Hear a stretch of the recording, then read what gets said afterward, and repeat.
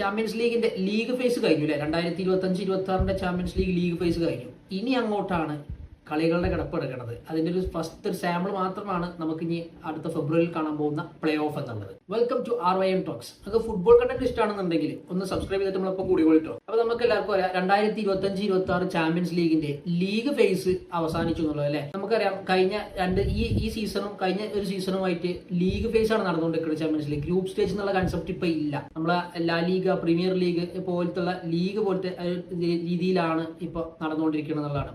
അവിടെ ഏറ്റവും കൂടുതൽ പോയിന്റ് ഉള്ളവർക്ക് ടോപ്പ് 8 എത്താം, ഒന്ന് സേഫ് ആക്കാം, പ്ലേ ഓഫ് കളിക്കാതെ പോകാം എന്നുള്ളതാണ്. അപ്പൊ ആ ഒരു ലീഗ് ഫേസ് ടൈം ഇവിടെ കഴിഞ്ഞു. ഇനി അങ്ങോട്ട് പ്ലേ ഓഫ് നോക്കൌട്ടിലേക്ക് അങ്ങനെ പോകുന്നതാണ്. അപ്പോൾ ടോപ്പ് 8 ടീംസുകളൊക്കെ സേഫായി സത്യം പറഞ്ഞു കഴിഞ്ഞാൽ, കാരണം പ്ലേ ഓഫ് കളിക്കേണ്ട എന്നുള്ളതാണ് അതിലൊരു മെയിൻ ഘടകം എന്നുള്ളത്, അവർക്ക് ഒരു അഡ്വാൻറ്റേജ് എന്നുള്ളത്. എന്നാൽ ടോപ്പ് 8 ഇല്ലാത്ത 16 മുതൽ 24 വരെയുള്ള ടീമിന് പ്ലേ ഓഫ് കളിക്കണം.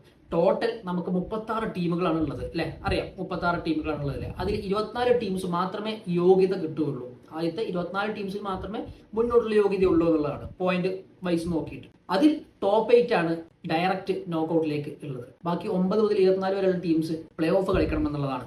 ആരൊക്കെയാണ് ടോപ്പ് 8 ടീംസ് എന്നുള്ളത്? അതായത് നമുക്ക് Arsenal, Bayern Munich, Liverpool, Tottenham, Barcelona, Chelsea, sporting, അതുപോലെ തന്നെ മാഞ്ചസ്റ്റർ സിറ്റി. ഇതാണ് ടോപ്പ് 8 ടീമുകൾ. ഇവർക്ക് ഇനി പ്ലേ ഓഫ് കളിക്കണ്ട, ഡയറക്റ്റ് നോക്കൌട്ടിലേക്കുള്ള ക്വാളിഫിക്കേഷൻ കിട്ടിയെന്നുള്ളതാണ്. ബാക്കിയുള്ള ടീംസ് അതായത് real Madrid, PSG, Atletico Madrid പോലത്തെ ടീമുകൾ പ്ലേ ഓഫ് കളിച്ചിട്ട് മാത്രമേ നോക്കൌട്ടിലേക്ക് എത്താൻ പറ്റുള്ളൂ എന്നുള്ളതാണ്. സെക്കൻഡ് ലെഗിൽ ഹോം അഡ്വാൻറ്റേജ് ഉള്ള, ഹോം ഗ്രൗണ്ടിൽ കളിക്കാൻ അഡ്വാൻറ്റേജ് ഉള്ള ടീംസ് ആരൊക്കെയെന്ന് അറിയോ? പ്ലേ ഓഫിൽ 9 മുതൽ 16 വരെയുള്ള ടീംസിനാണ് ആ അഡ്വാൻറ്റേജ് ഉള്ളത്. അവർക്ക് സെക്കൻഡ് റൗണ്ടിൽ അല്ലെങ്കിൽ സെക്കൻഡ് ലെഗിൽ അവർക്ക് എന്ത് കളിക്കാം? ഹോമിൽ കളിക്കാം. അതൊരു അഡ്വാൻറ്റേജ് തന്നെയാണ്. കാരണം കംബാക്കുകളൊക്കെ നമ്മൾ ഒരുപാട് കണ്ടിട്ടുള്ളതാണ് അല്ലെ. റയൽ മാഡ്രിഡ്, PSG പോലത്തുള്ള ടീമുകളൊക്കെ ഒരുപാട് കംബാക്കുകൾ നടത്തിയതാണ്. ബാക്കിയുള്ള ടീംസിന് അഥവാ 16 മുതൽ 24 ഉള്ള ടീംസിന് ഫസ്റ്റ് ലെഗ് ഹോം മാച്ച് ആയിരിക്കും, സെക്കൻഡ് ലെഗ് എവേ മാച്ച് ആയിരിക്കും. കുറച്ച് ടാസ്ക് ആണ് അവർക്ക് ആ കാര്യത്തിൽ എന്നുള്ളതാണ്. പ്ലേ ഓഫ് തന്നെ ഏറ്റവും എടുത്തു പറയേണ്ട ഒരു മാച്ച് എന്ന് പറയുന്നത് ബെൻഫിക്ക വേഴ്സസ് റിയൽ മാഡ്രിഡ് ആണ്. നമുക്കറിയാം Benfica versus real Madrid round 8 എന്താണ് സംഭവിച്ചത് അല്ലേ. നമ്മളെ ഗോൾ കീപ്പർ വരെ വന്ന് ഗോൾ അടിച്ചിട്ട് റയൽ മാഡ്രിഡിനെ എലിമിനേറ്റ് ചെയ്തു. ടോപ്പ് 8 നിന്ന് 9ാം സ്ഥാനത്ത്, 3ാം സ്ഥാനത്ത് ഉണ്ടായിരുന്ന റയൽ മാഡ്രിഡ് ആണ് 9ാം സ്ഥാനത്തിലേക്ക് എത്തി എന്നുള്ളതാണ്.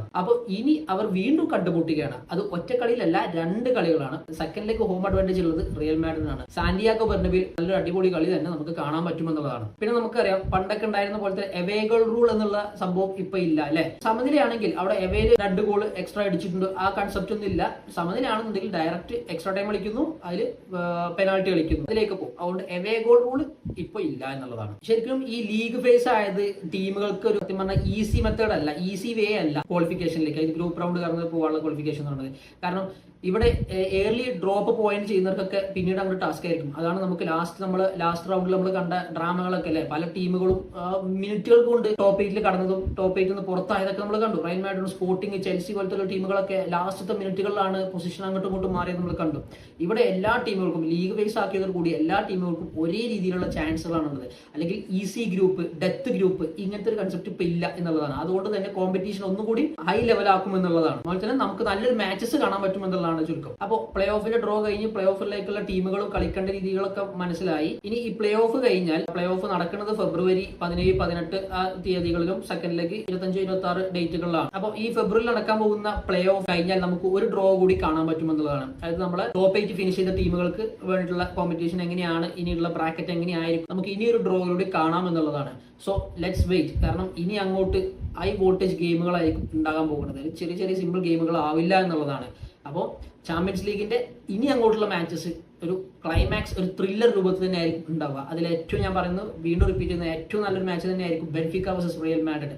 ബാക്കി മാച്ചസ് പോരാന്നല്ല, ചിലപ്പോൾ അണ്ടർറേറ്റഡ് ആയിരിക്കും. പക്ഷെ ഇതിനാണ് ലോകത്തുള്ള എല്ലാവരും കാത്തിരിക്കുന്ന ഒരു മത്സരം എന്ന് പറയുന്നത്. So don't miss it. അപ്പോൾ നമുക്ക് വെയിറ്റ് ചെയ്യാം. ചാമ്പ്യൻസ് ലീഗ് ഇനിയുള്ള മത്സരങ്ങൾ കാണാൻ നമുക്ക് വെയിറ്റ് ചെയ്യാം. ഓക്കെ, അപ്പോൾ നമ്മൾ ഫുട്ബോൾ കണ്ടന്റ് കാര്യങ്ങളൊക്കെ ഇഷ്ടമാണെന്നുണ്ടെങ്കിൽ നമ്മളൊന്ന് സബ്സ്ക്രൈബ് ചെയ്യുക, ലൈക്ക് ചെയ്യുക, കമന്റ് ചെയ്യുക. ഓക്കെ, അപ്പോൾ ഇനി ഒരു അടുത്ത വീഡിയോയിൽ കാണാം. ബൈ.